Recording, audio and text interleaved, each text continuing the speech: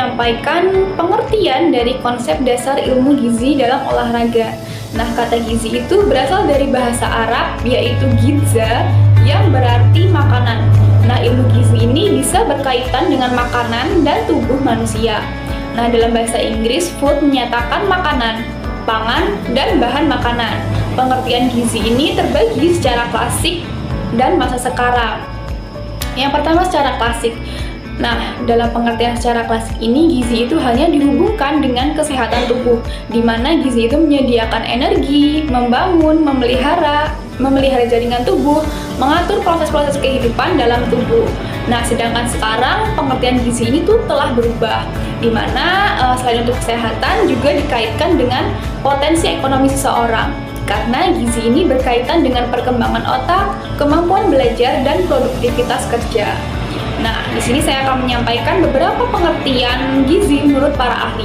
Yang pertama yaitu menurut Harry Oxcorn dan William Erford.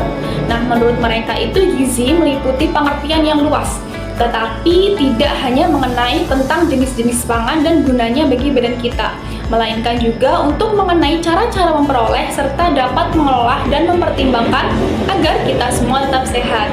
Nah, kemudian yang kedua yaitu ada pengertian menurut Tuti Sunardi.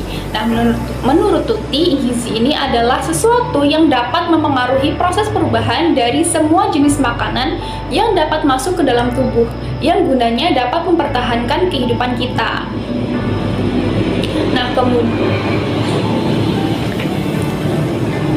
Nah, kemudian yang ketiga yaitu ada dari I. Dewa Nyoman, Suparisa, dan kawan-kawan. Nah, menurut mereka menjelaskan bahwa gizi adalah suatu proses organisme yang menggunakan makanan yang dimakan atau dikonsumsi secara normal melalui tahapan proses digesti, absorpsi, dan transportasi, penyimpanan, metabolisme, serta pengeluaran zat yang dianggap tidak digunakan untuk dapat mempertahankan kehidupan, pertumbuhan, dan fungsi normal dari semua organ-organ serta menghasilkan energi.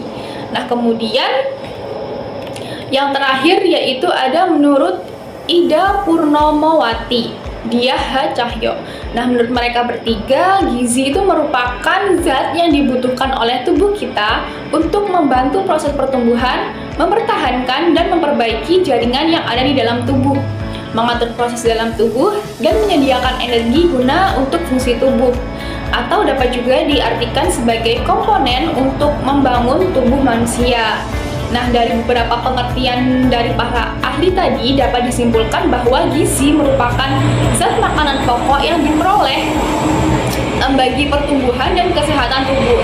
Atau secara umum, gizi itu bisa diartikan juga sebagai persediaan bahan-bahan atau makanan yang dibutuhkan organisme maupun sel-sel tubuh untuk bertahan hidup.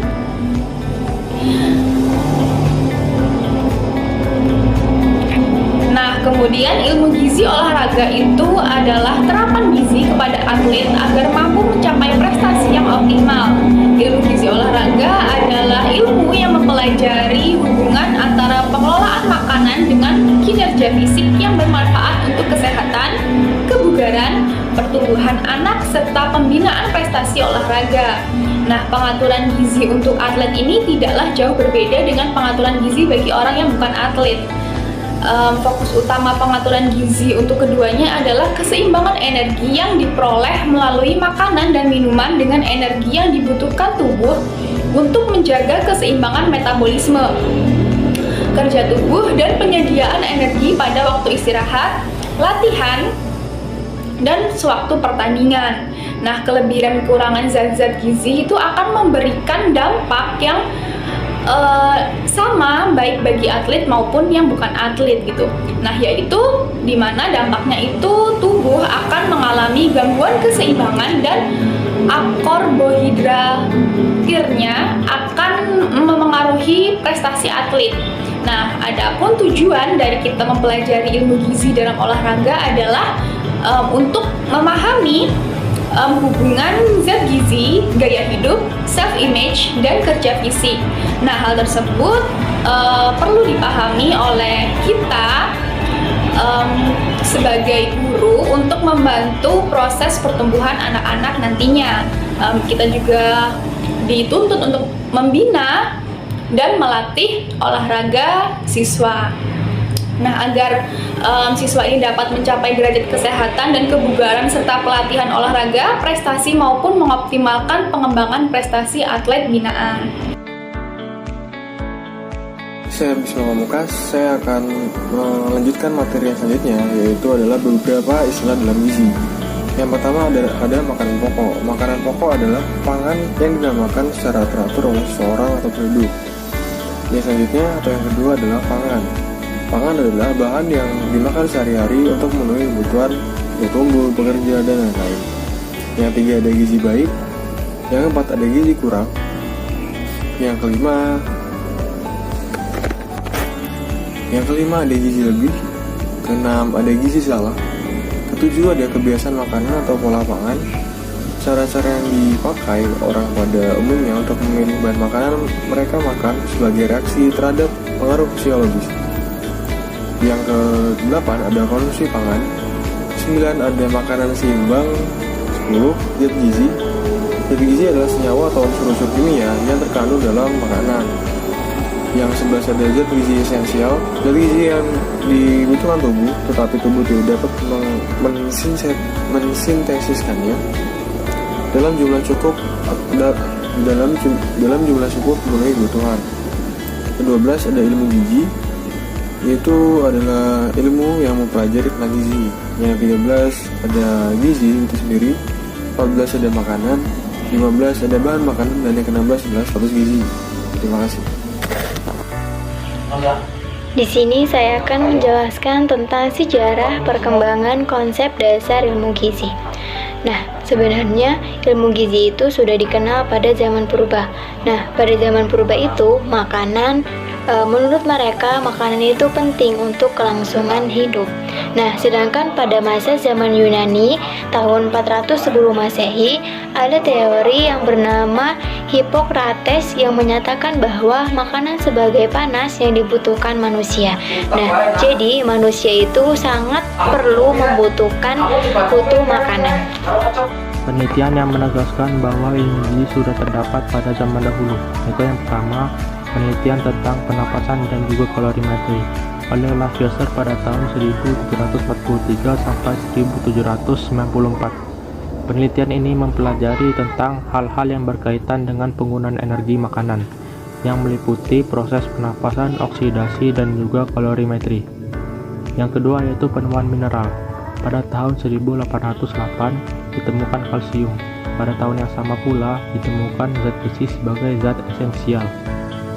Richter dan juga Locke menemukan cairan tubuh perlu konsentrasi elektrolit tertentu. Dan pada awal abad 20 peneliti Locke meneliti tentang pengaruh konsentrasi garam natrium, kalium, dan juga kalsium klorida terhadap jaringan hidup. Penemuan vitamin pada awal abad 20, tepatnya tahun 1847 sampai 1905, vitamin sudah dikenal dengan munculnya penelitian-penelitian dengan makanan yang dimurnikan dan makanan utuh. Dengan hasil, ditemukan suatu zat aktif dalam makanan yang tidak tergolong dalam zat gizi utama dan berperan dalam pencegahan penyakit seperti scurvy dan juga riket. Pada tahun 1912, Pang mengusulkan memberi 6 vitamin untuk zat tersebut. Yang keempat yaitu penelitian tingkat molekular dan juga seluler. Penelitian ini dimulai pada tahun 1955 dan diperoleh pengertian tentang struktur sel yang rumit serta peranan kompleks dan juga vital zat gizi dalam pertumbuhan dan juga pemeliharaan sel-sel. Setelah tahun 1960, penelitian bergeser dari zat-zat gizi esensial ke interrelationship dan juga zat-zat gizi peranan biologik spesifik dan juga penentuan kebutuhan zat gizi manusia dan pengolahan makanan terhadap kandungan zat gizi. Yang kelima yaitu penelitian pada saat sekarang, yaitu munculnya konsep-konsep baru antara lain pengaruh keturunan terhadap kebutuhan gizi, pengaruh gizi terhadap perkembangan otak dan perilaku, kemampuan bekerja dan juga produktivitas serta daya tahan terhadap penyakit infeksi. Dan juga pada bidang bioteknologi pangan ditemukan cara mengolah makanan bergizi, fortifikasi bahan pangan dan juga zat-zat gizi esensial, dan pemanfaatan sifat struktural bahan pangan. Materi selanjutnya yaitu tentang ruang lingkup gizi. Ruang lingkup gizi olahraga tidak jauh berbeda dengan gizi manusia yang ditujukan untuk orang yang bukan atlet. Namun, gizi untuk atlet merupakan terapan ilmu gizi kepada atlet. Fokus perhatian gizi dimulai dari cara produksi pangan, yaitu agronomi, perikanan dan peternakan, perubahan-perubahan yang terjadi pada tahap pasca panen, mulai dari penyediaan pangan, distribusi dan pengolahan pangan, konsumsi makanan, dan cara-cara pemanfaatan makanan oleh tubuh dalam keadaan sehat dan juga sakit. Nah, perkembangan gizi klinis dibagi menjadi beberapa bagian, yaitu yang pertama, anamnesis dan pengkajian status nutrisi pasien. Yang kedua, pemeriksaan fisik yang berkaitan dengan defisiensi zat besi. Yang ketiga, pemeriksaan antropometris dan tindak lanjut terhadap gangguannya. Yang keempat, pemeriksaan radiologi dan tes laboratorium dengan status nutrisi pasien. Kemudian yang kelima, suplementasi oral, enteral dan parenteral. Kemudian yang keenam, interaksi timbal balik antara nutrien dan obat-obatan. Yang terakhir, bahan tambahan makanan yaitu pewarna, penyedap, dan sejenis serta bahan-bahan kontaminan. Nah, selain yang saya jelaskan tadi, ada konsep baru yang dikemukakan oleh dewasa yang berkaitan dengan ruang lingkup ilmu gizi sebagai sains, yaitu sebagai berikut. Yang pertama, hubungan keturunan dengan kebutuhan gizi, hubungan gizi dengan perkembangan otak dan perilaku, hubungan gizi dengan kemampuan bekerja dan produktivitas kerja, hubungan gizi dengan daya tahan tubuh karena penyakit infeksi, dan yang terakhir adalah faktor-faktor gizi yang berperan dalam pencegahan dan pengobatan terhadap penyakit degeneratif, yaitu jantung, diabetes mellitus, hati, dan kanker. Konsep baru yang dikemukakan dewasa ini berkaitan dengan ruang lingkup ilmu gizi sebagai sains adalah sebagai berikut. Yang pertama, hubungan keturunan dengan kebutuhan gizi. Yang kedua, hubungan gizi, perkembangan otak dan perilaku. Yang ketiga, hubungan gizi dengan kemampuan bekerja dan produktivitas kerja. Yang selanjutnya, hubungan gizi dengan daya tahan tubuh karena penyakit infeksi. Yang selanjutnya, faktor-faktor gizi yang berperan dalam pencegahan dan pengobatan terhadap penyakit degeneratif seperti jantung, diabetes mellitus, hati, dan kanker. Materi selanjutnya yaitu mengenai pengelompokan gizi menurut kebutuhan. Yang pertama yaitu ada zat gizi makro atau makronutrien, yaitu yang di dalamnya terdapat karbohidrat yang memegang peranan penting dalam alam karena merupakan sumber energi utama bagi manusia dan hewan yang harganya ini relatif murah. Semua karbohidrat ini berasal dari tumbuh-tumbuhan. Yang kedua ada lipida. Nah, istilah lipida ini meliputi senyawa-senyawa heterogen yang termasuk yaitu ada lemak dan minyak yang umum dikenal dalam makanan seperti fosfolipida, sterol, dan ikatan lain yang sejenis yang terdapat dalam makanan dan tubuh manusia. Yang ketiga yaitu ada protein. Nah, istilah protein ini berasal dari bahasa Yunani yaitu proteos yang berarti yang utama atau yang didahulukan. Kedua ada zat mikro atau mikronutrien. Ada yang dalamnya itu ada vitamin. Nah, Fang ini dalam bukunya yaitu The Etiology of Deficiency Disease yang diterbitkan pada tahun 1912 ini mengusulkan nama vitamine untuk faktor-faktor zat aktif tersebut. Nah, vita ini berarti esensial untuk kehidupan, sedangkan faktor antiberi yang diduga ini berperan tersebut adalah suatu ikatan amine. Nah, dalam vitamin ini yang pertama ada vitamin larut lemak. Vitamin larut lemak ini adalah vitamin A. Vitamin A adalah vitamin larut lemak yang pertama yang ditemukan. Secara luas, vitamin A ini merupakan nama generik yang menyatakan semua retinoid dan prekursor atau provitamin A karotenoid yang mempunyai aktivitas biologis sebagai retinol. Yang kedua ada vitamin D, yaitu mencegah dan menyembuhkan rekatsia, yaitu penyakit di mana tulang ini tidak mampu melakukan klasifikasi. Yang ketiga ada vitamin E, yaitu berbagai biji-bijian yang merupakan sumber kaya vitamin E. Lalu ada vitamin K, yaitu sumber utama vitamin K ini adalah hati, sayuran, daun berwarna hijau, kacang buncis, kacang polong, dan kol, serta brokoli. Yang kedua ada vitamin yang larut dalam air, yaitu vitamin C. Nah, pada umumnya terdapat di dalam pangan nabati, yaitu sayur dan buah, terutama yang asam, seperti jeruk, nanas, rambutan, pepaya, gandaria, dan tomat. Nah, vitamin C ini juga banyak terdapat di dalam sayuran, seperti daun-daunan dan jenis kol. Yang kedua, yaitu ada air. Air dan cairan tubuh ini bertahan selama berminggu-minggu tanpa makanan, tapi hanya beberapa hari tanpa air. Yang ketiga yaitu ada mineral. Nah, mineral ini merupakan bagian dari tubuh dan memegang peran penting dalam pemeliharaan fungsi tubuh, baik pada tingkat sel, jaringan, organ, maupun fungsi tubuh secara keseluruhan.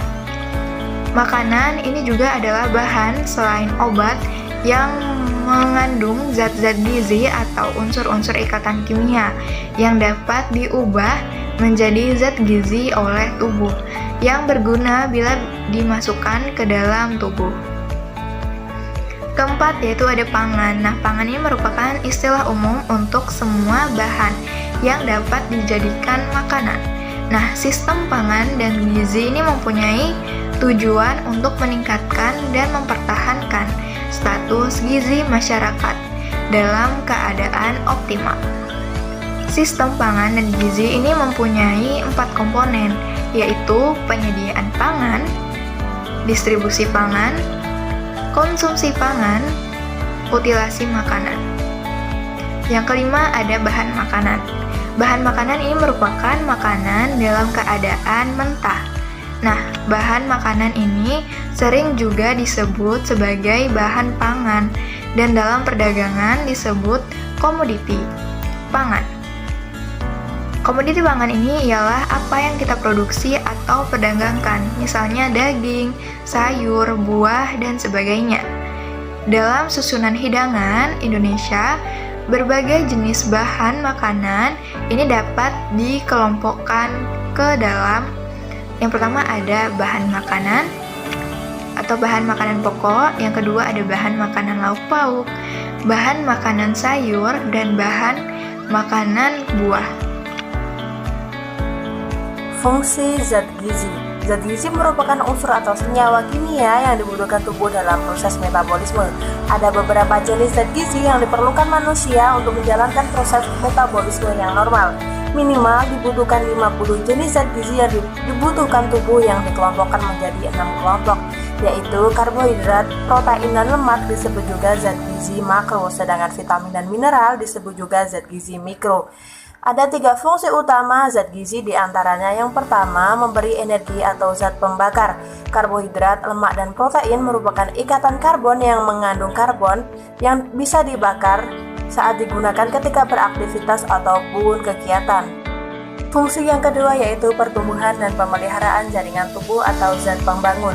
Protein, mineral, air, dan vitamin digunakan untuk membentuk sel baru, memelihara dan mengganti sel yang rusak. Sedangkan fungsi yang ketiga yaitu mengatur proses tubuh atau zat pengatur. Protein, mineral, air, dan vitamin. Protein berfungsi sebagai mengatur keseimbangan air di dalam sel, bertindak sebagai buffer dalam upaya memelihara menetralisasi tubuh, membentuk antibodi sebagai penangkal organisme yang masuk ke dalam tubuh. Mineral dan vitamin berfungsi sebagai pengatur dalam proses oksidasi, fungsi normal saraf, otot, serta proses lainnya yang ada di dalam tubuh seperti di dalam darah, jaringan pengatur suhu tubuh, dan peredaran darah.